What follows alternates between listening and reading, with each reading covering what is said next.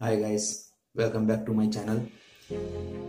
तो फ्रेंड्स, आज मैं जिस टॉपिक पे बात करने वाला हूँ उस टॉपिक पे मैं अभी से बोलना शुरू करूँगा और बोलना चलता रहेगा। शायद मेरी ये उम्र कम पड़ जाएगी, उतना लंबा ये टॉपिक चले। ऐसे टॉपिक पे ऊपर आज बात होने वाली है। तो दोस्तों, आज मैं बात करने वाला हूँ माँ, अपनी माँ के ऊपर। तो फ्रेंड्स, ये कहानी शुरू होती है एक गांव से। एक गांव में एक बूढ़ी माँ है जिसका पति मर चुका है। उसका बेटा अमेरिका में रह रहा है। बहुत सालों बाद उसके बेटे ने अपनी माँ को कॉल किया। माँ को कॉल करके बोला, माँ कैसी हो तुम?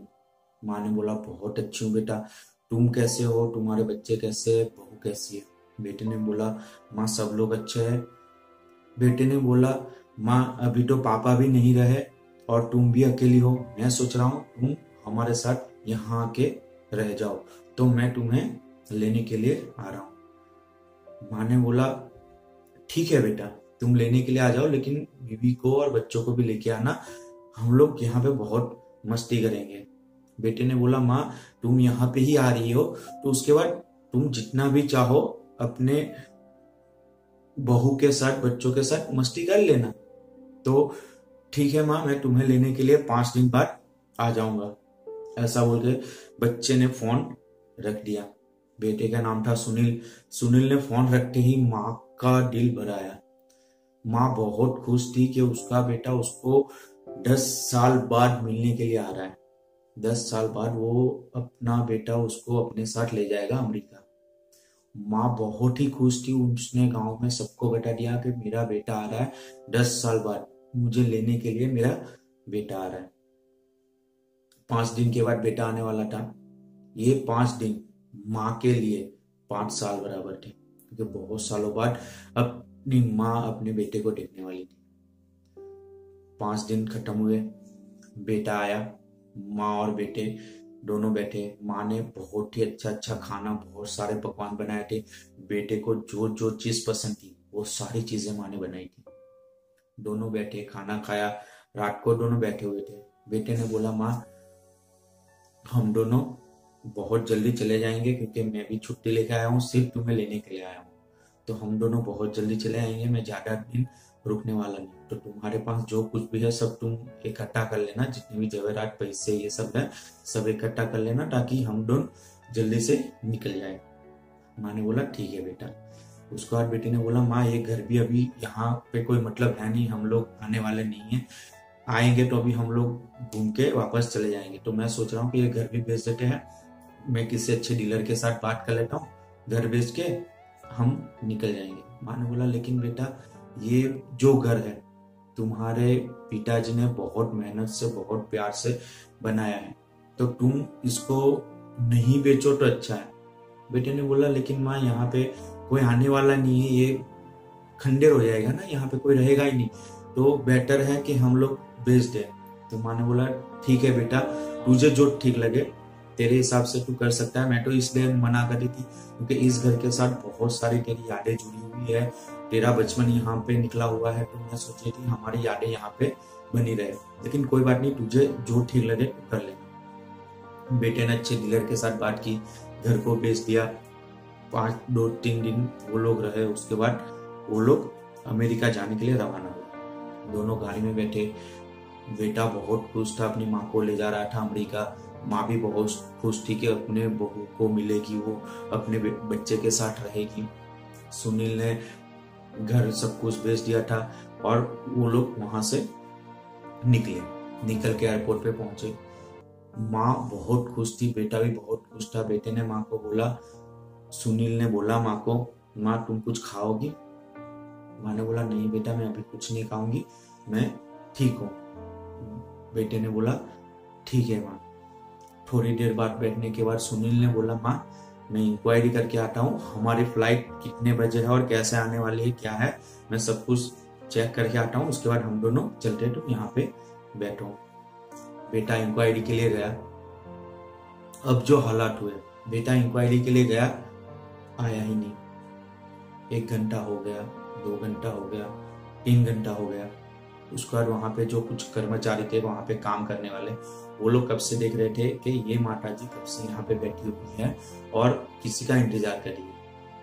थोड़ी देर बाद वो लोग आए, माता जी को पूछा, माता जी आप यहाँ पे किसी का इंतजार कर रही है, आपको हम कितने घंटों से देख रहे हैं। तो माँ ने जवाब दिया कि मेरा बेटा मुझे अमेरिका ले जाने वाला है और वो अभी इंक्वायरी के लिए गया है कि फ्लाइट कब आने वाली है, क्या है उसके लिए। तो उन्होंने जवाब दिया, लेकिन माँ जी अमेरिका की जो फ्लाइट थी वो तो 1 घंटे पहले ही निकल चुकी है, तो आप किसका वेट कर रहे हो। माँ ने बोला नहीं, ऐसा नहीं हो सकता, तुम लोग चेक करो।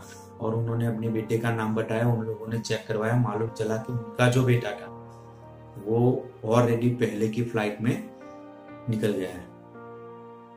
माँ को बहुत दुख हुआ। वो जैसे तैसे करके अपने जो घर थी वहां पे पहुंची, वहां जाके सो गई।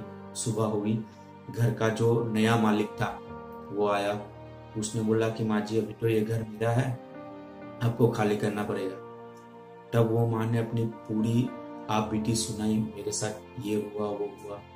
मालिक ने बोला ठीक है कोई बात नहीं, मैं आपको ये घर में कमरा किराए पे दे सकता हूँ। माँ ने वहां पे कमरा किराए पे ले लिया, रहने लगे। कुछ साल बीत गए। उसके बाद ऑनर ने बोला, जो नया मालिक था उन्होंने बोला माँ जी देखो अब आपकी उम्र बढ़ रही है, यहाँ पे आपका देखभाल करने वाला कोई नहीं है, बेटर होगा कि आप किसी अपने रिश्तेदार का घर ढूंढ ले और वहां पे चले जाए। तब माँ ने वो किराएदार को बस एक चीज बोली, मैं चली तो जाऊं लेकिन अगर मेरा बेटा वापस ढूंढते हुए मुझे आए, अगर मैं यहाँ पे उसको नहीं मिलूंगी तो वो बहुत दुखी हो जाएगा, वो मुझे कहाँ ढूंढेगा, वो नाराज हो जाएगा, वो रोएगा।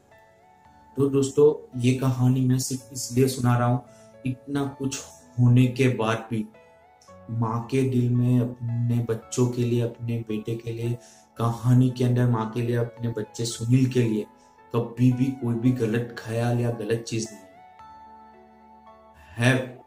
लड़के अपने माँ बाप को दुखी करते हैं, वृद्धाश्रम छोड़ाते हैं, ओल्ड एज होम में जाके छोड़ देते हैं, रास्तों पे छोड़ देते हैं, ये सब चीजें करते हैं। क्यों? हमारे माँ बाप ने हमारे लिए क्या नहीं किया। दोस्तों एक चीज मैं आपको बताना चाहूंगा, आप चाहो तो इंटरनेट पे सर्च करके देख लेना, दुनिया में सबसे ज्यादा दर्दनाक चीज कौन सी है, सबसे ज्यादा दर्द जिस चीज में होता है ना, वो चीज कौन सी है। पहले चीज पे आएगी, जब इंसान को जिंदा जलाया जाता है ना, तब सबसे ज्यादा दर्द होता है। सबसे ज्यादा दर्द तब होता है जब इंसान जिंदा जलता है। दूसरे नंबर पे जो चीज आती है वो है जब एक माँ अपने बच्चे को जन्म देती है ना, तब सबसे ज्यादा डर होता है। अगर इतना दर्द सह करके, इतना सब कुछ करके आपको माँ ने जन्म दिया है, आपके लिए सब कुछ किया, उसने मांगा तो आपसे आज तक कुछ भी नहीं है, मत दो उसको, लेकिन कम से कम ऐसे हालात तो उसके लिए मत खड़े करो कि उसको तकलीफ हो जाए।